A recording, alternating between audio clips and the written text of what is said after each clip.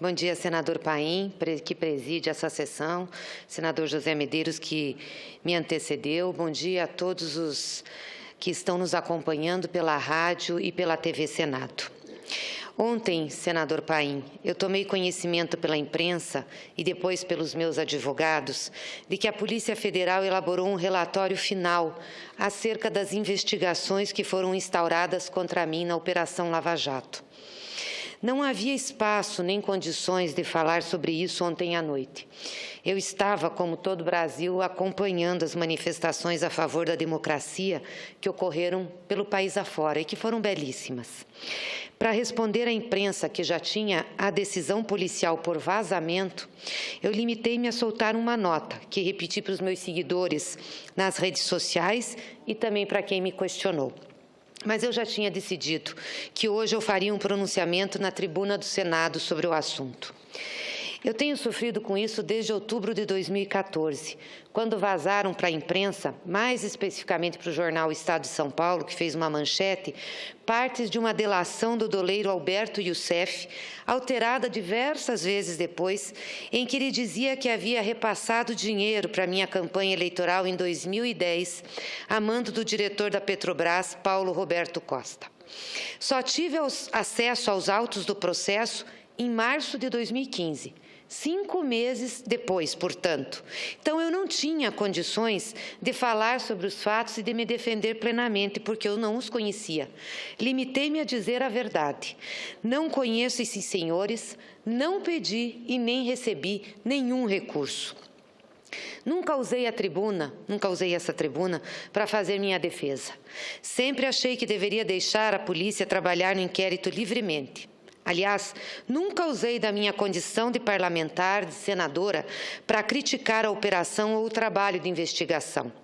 Recentemente eu fiz pelos excessos cometidos, que ficaram claros para todo o país com a decisão do Supremo Tribunal Federal ontem, acerca das escutas telefônicas envolvendo a presidenta Dilma e o ex-presidente Lula. O inquérito na Polícia Federal que me investigava foi prorrogado várias vezes. O que era para ser feito em 90 dias levou 1 ano. Tudo foi milimetricamente investigado. Estive na Petrobras? Não. Conversei alguma vez com Paulo Roberto Costa ou Alberto Youssef? Não. Eles disseram que me conheciam? Não. Que eu tinha participado, era beneficiário ou conhecia o esquema de dinheiro da Petrobras? Não. Isso consta do inquérito. Paulo Roberto Costa e Alberto Youssef divergem sobre o suposto repasse de dinheiro à minha campanha. Enquanto o doleiro afirma que recebeu orientação de Paulo Roberto, que teria recebido um pedido de Paulo Bernardo, meu marido, o ex-diretor da Petrobras contesta, dizendo que não recebeu pedidos de Paulo Bernardo e que apenas concordou com o suposto repasse pedido pelo doleiro, que lhe informou haver um pedido da parte de Paulo Bernardo, não informando a quem for efetuado esse pedido. Isso está escrito. Paulo Roberto Costa disse, não, Paulo Bernardo não pediu nenhum recurso para mim. Eu autorizei o Alberto Youssef a dar um recurso para a campanha da então candidata a senadora, porque ele me falou que tinha um pedido. Aí o Alberto Youssef diz, não, eu não fiz isso. Quem pediu para eu repassar o recurso foi o Paulo Roberto Costa. Essa é a única parte do depoimento que é imutável. Inclusive fizeram a cariação 2 vezes entre os dois e a mesma versão foi colocada. Ou seja, ninguém assume que teve pedido de recurso. Então, não houve pedido de recurso para a campanha, nem meu, nem de Paulo Bernardo, a nenhum deles. Está claro nas falas, únicas, como eu disse, que foram mantidas, intactas, nas diversas repetições que fizeram dessa delação, inclusive nas 2 acariações que eu citei. Após ter lido o conteúdo das conclusões policiais que recebi ontem à noite, continuo tendo plena convicção de que elas externam toda a debilidade da acusação que foi movida contra mim. Isso não apenas em virtude das contradições dos depoimentos de Paulo Roberto Costa e Alberto Youssef nas delações premiadas, mas também em razão de equívocos procedimentais e de outras condições investigativas que permeiam toda a investigação. Sem fazer uma mínima apuração preliminar, a Procuradoria-Geral da República e os delegados da Polícia Federal tomaram como verdadeiros depoimentos dos 2 colaboradores que, ao longo do inquérito, modificaram suas próprias narrativas e se contradisseram. O objetivo dos órgãos investigativos era apurar se havia uma suposta entrega de R$1 milhão para minha campanha ao Senado em 2010. A hipótese era que eu teria recebido esse dinheiro em decorrência da minha posição como ministra-chefe da Casa Civil. Todavia, eles se esqueceram de que em 2010 eu não ocupava nenhum mandato eletivo e nem qualquer cargo público, especialmente no Palácio do Planalto.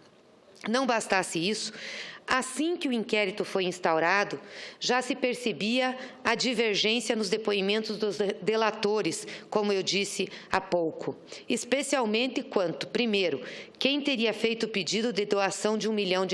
Ninguém assume.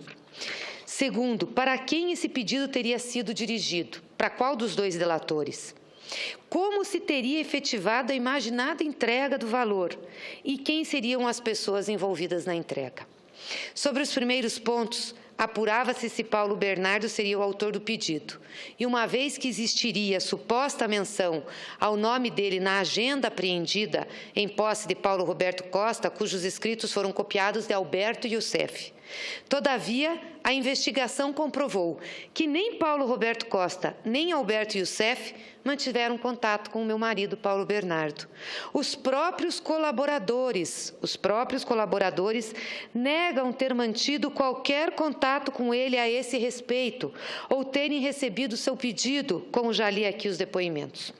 E mais ainda, Alberto Youssef, que foi o autor dos manuscritos copiados na agenda por Paulo Roberto Costa, nega em depoimento que a sigla PB, como os investigadores se referiram ao meu marido, significaria Paulo Bernardo. Ele nega. Quanto aos outros pontos, para descobrir quem seria o hipotético intermediário da suposta propina que seria disponibilizada por Alberto Youssef, os investigadores tiveram de realizar várias diligências que não permitiram chegar a qualquer conclusão. Pelo contrário, apenas evidenciaram a fragilidade das acusações. Primeiro, após Alberto Youssef, o doleiro, ter conferido fotos de alguns suspeitos de terem realizado a suposta transação que me envolveria, a Procuradoria-Geral da República destacou no termo de delação premiada que, apresentada ao declarante a fotografia de Ernesto Kugler Rodrigues, que é empresário amigo nosso lá no Paraná, o declarante Alberto Youssef confirma, sem sombra de dúvidas, que se trata da pessoa que esteve em seu escritório em São Paulo e para a qual foram entregues os valores para a campanha de Gleice. Alberto Youssef apontou assim, sobre o dever de dizer a verdade decorrente da condição de colaborador premiado e com 100% de certeza que teria entregue pessoalmente o dinheiro ao seu Ernesto Kugler Rodrigues no seu escritório em São Paulo. Só que Ernesto nunca esteve no escritório de Alberto Youssef, e isso foi comprovado pelas investigações, que pegaram todas as fitas gravadas de quem entrou e de quem saiu daquele escritório. Nunca esteve com Alberto Youssef. Mas de que jeito esse valor teria sido então entregue ao senhor Ernesto, como afirmava Alberto Youssef? Ora, num primeiro momento, Alberto diz que entregou pessoalmente e à vista. 1 milhão. Após perceber que seria insustentável manter essa versão, ele se corrige e diz que entregou o dinheiro em 3 ou 4 operações. Mais à frente, ele afirma ter entregue em 2 ou 3, não se recordando bem.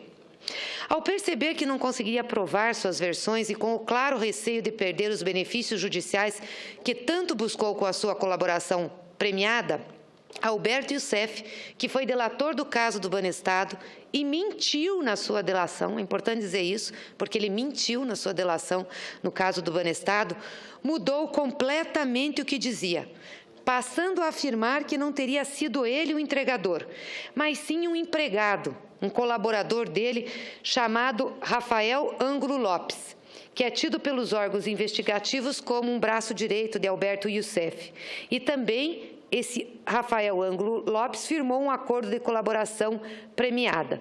E ele disse que esse Rafael entregou aí o dinheiro, não era mais em São Paulo, não era mais no seu escritório, em um shopping em Curitiba. Sob o dever legal de dizer a verdade, esse Rafael destacou que não conhece, nem se lembra do nome de Ernesto Kugler Rodrigues e que nunca entregou valores na administração de qualquer shopping em Curitiba. Alberto Youssef é ouvido outras vezes e em cada uma imputa a responsabilidade pela entrega dos valores a uma pessoa diferente. Foram ouvidas outras 4 ou 5 pessoas que trabalhavam para ele e nenhuma assume a entrega dos valores, nenhuma assume a entrega. Não foram encontrados quaisquer registros de suposto encontro ocorrido entre Alberto Youssef e Ernesto Kugler Rodrigues. Não identificaram qualquer ocasião em que eu ou meu marido estivemos com essas pessoas. Não foram identificadas quaisquer ligações entre eles e a minha pessoa. Não identificaram qualquer entrada minha ou do meu marido na Petrobras e muito menos qualquer reunião entre nós e esses colaboradores. Volto a repetir. A então verdade processual que permeava o processo passou por uma completa repaginação. Eis que, ao apagar das luzes, quando todas as provas convergiam para a comprovação de que esses fatos não passavam de uma ilação desses colaboradores, após um ano de investigações, uma quinta ou sexta pessoa aparece disposta a fazer um novo termo de delação premiada, para admitir, pasmem, ter sido ninguém menos do que quem faltava para fechar o que se investigava no inquérito policial, ou seja, o suposto entregador do dinheiro ao senhor Ernesto. Mas em que circunstâncias foi feita essa colaboração? Basta um mínimo de cautela para se estarrecer. Após 6 versões sobre fatos verdadeiramente singelos e com medo de perder os benefícios de sua colaboração premiada, Alberto Youssef é socorrido por uma pessoa que, sob orientação do seu advogado, o mesmo advogado de Alberto Youssef, se presta a dizer justamente aquilo que faltava para que a minha investigação não fosse arquivada, a despeito de todas as provas que foram feitas sobre minha inocência e de meu marido. O advogado Figueiredo Bastos, pessoa conhecida, carimbada da Operação Lava Jato, conhecido por sua atuação militante nessa operação, coordenador profissional das principais delações premiadas que ocorreram e ocorrem na operação. Esse senhor, que é advogado do delator Alberto Youssef, apresentou uma pessoa, indicada por Alberto Youssef, que se dispôs a fazer uma nova delação, assumindo que tinha sido entregador dos recursos. Quem negociou essa delação? O advogado Figueiredo Bastos, o mesmo advogado do Alberto Youssef. E quem é essa pessoa? Antônio Carlos Fioravante Pieruttini. O Pieruttini é sócio de Alberto Youssef desde as operações do Banestado. Se eu não me engano, foi até preso naquela operação. Ele veio salvar um amigo e dar crédito ao esforço do advogado em me incriminar. É bom lembrar que esse advogado, Figueiredo Bastos, foi cargo de confiança do governo de Beto Richa na Sanepar, agora recentemente. É muito ligado ao PSDB e, além de negócios na advocacia, faz também militância política. É evidente o conflito de interesses em advogar para delator e delatado. A Ordem dos Advogados do Brasil, senhor presidente, há de tomar alguma atitude frente a essa infração ética e disciplinar. Não é possível advogar em todas as frentes. Esse cidadão, Figueiredo Bastos, advoga para pessoas da Petrobras que fizeram contratos com empreiteiros. Ele advoga também para os empreiteiros que, após contrato com a Petrobras, contatavam operadores idoleiros. Advoga também para operadores idoleiros, encarregados de distribuir os valores oriundos do esquema criminoso, direta ou indiretamente. Advoga também para os funcionários desses operadores, que se incumbiam de entregar os valores, os chamados mulas. E advoga, por fim, para os políticos, que recebiam dinheiro sujo. Eis alguns dos seus clientes, além do Alberto Youssef. Ele está advogando na delação premiada de Delcídio do Amaral, Alexandre Romano, do Antônio Carlos Pieruttini, do ex-deputado Pedro Correia, do Rafael Angulo, do Pedro Barusco, entre outros. De todos esses, é óbvio que todas essas pessoas tendo o mesmo advogado, poderão alinhar suas versões antes de prestarem depoimentos, para além de se protegerem mutuamente, não serem incoerentes com o que dizem e envolverem nesse esquema quem tem interesse efetivo de envolver. Dizem as más línguas que, inclusive, esse doutor Figueiredo Bastos faz negociações com quem ele quer incluir ou não incluir nas delações premiadas. Esse dado não pode se passar desapercebido.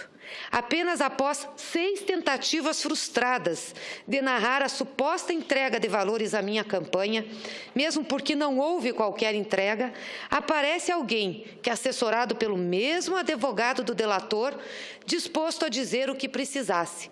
Amigo e sócio do delator principal. Pessoa próxima. Será que o delator não ia se lembrar desde o início de que foi ele que entregou?